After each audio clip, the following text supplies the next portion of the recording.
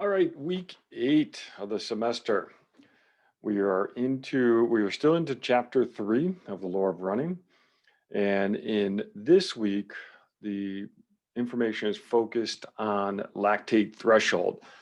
Really interesting part of the book. Noakes uses the term lactate turn point more so than threshold, and I go through that in this presentation here. And the idea that he's trying to get across is that it's not threshold in the sense that lactate is not being produced and then you hit a threshold and then it is being produced. There's a much more complicated physiological story that needs to be told to really understand why lactate starts to accumulate in the blood.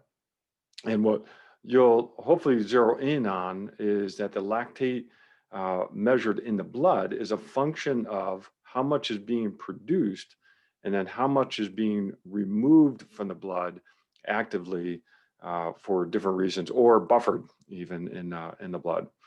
So the amount of lactate in the blood at any moment in time is a function of production and removal, is what we typically talk about nowadays. And during a graded exercise test, we see this sharp increase in blood lactate levels.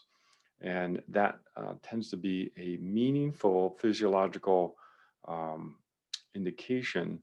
And then we really design our training programs around the intensity uh, that demarcation occurs. And I'm being careful with my language right now because we'll start using terms like lactate threshold, anaerobic threshold, and then even in here you'll be exposed to functional threshold power, which is not a physiological threshold, but it is somewhat related to this lactate and anaerobic threshold idea. So really interesting topic. Noakes does a neat job of presenting some information that hopefully will be helpful to you as you start thinking about endurance performance.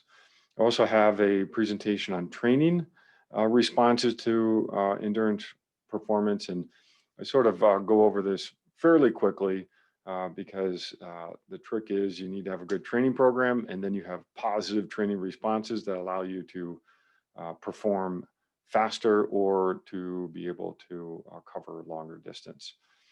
And as I say in the video, some of those physiological changes are rather obvious in order to better convert chemical energy to mechanical energy. And also when you have converted energy to mechanical energy, starting to use that energy effectively. So that's where we start getting more into coordination, applying a force in the right time at the right direction. So we start going more into biomechanics at that point. All right, so short videos on lecture content, a little bit more in the application part. So in here, I've got this presentation on Training Peaks. Training Peaks is a program, you can actually download it. There is a free version. You do not need to pay for it. And it is a pretty sophisticated electronic training log. And it also not only allows you to keep track of the training that you do, but it also tries to determine your fitness level based upon your training load that you've been having over a period of time. And you can actually design training programs to be able to reach a certain fitness level at some time. So clearly it's used to coach athletes. It's used by athletes to be able to set up and organize their workouts in order to peak their fitness for an event.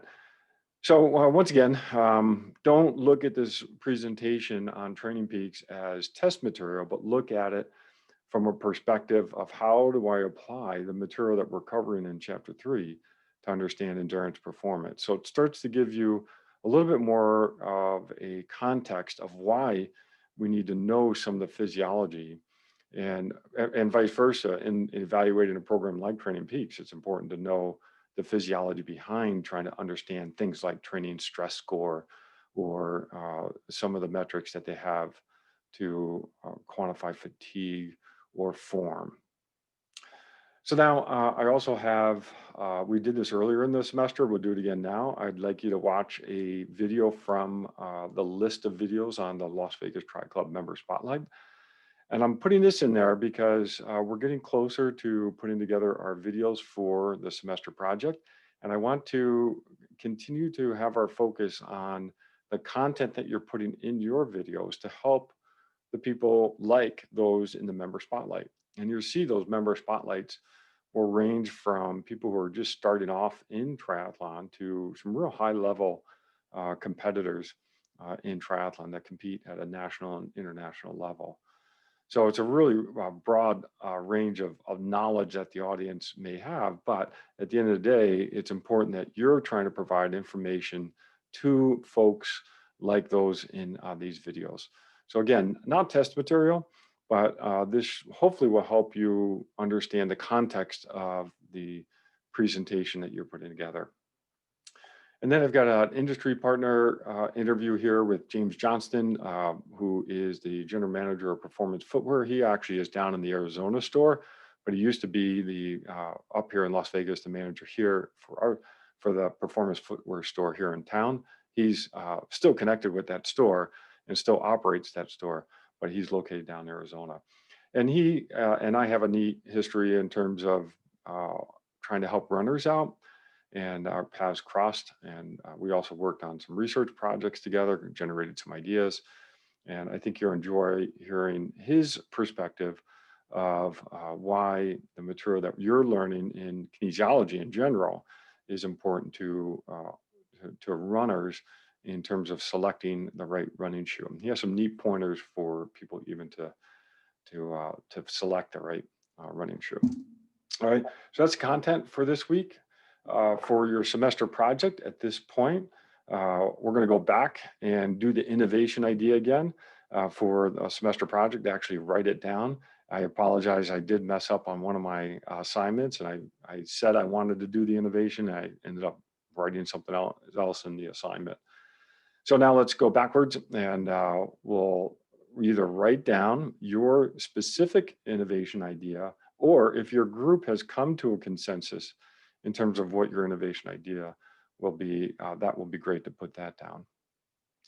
And again, innovation is bad teaching 101. I don't have it well defined. It can be lots of different things, but my idea is that I'd like you to take in the material you're finding, the empirical evidence, the research papers, the anecdotes that you're finding.